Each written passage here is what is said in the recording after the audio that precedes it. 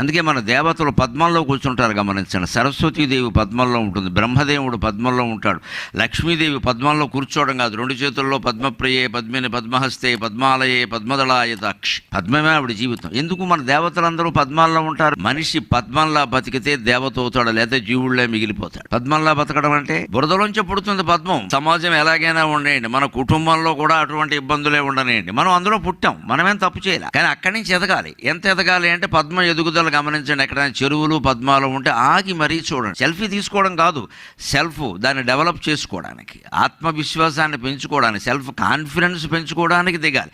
Selfie తీసుకోవడం, పద్మంతో నేను photo దిగానని అందులో పెట్టడం, వావ్ అని ఒకడన్నాం, బ్రేవ్ అని ఒకడన్నాం, ఏంటి అధవసంత. వాడెవడో బొట్టన వేలు పేకెత్తి, వీడెవడో చిటికిన వేలు పేకెత్తి, వేళమే ఆధారపడి మన జీవితాలు నిలబడతాయా?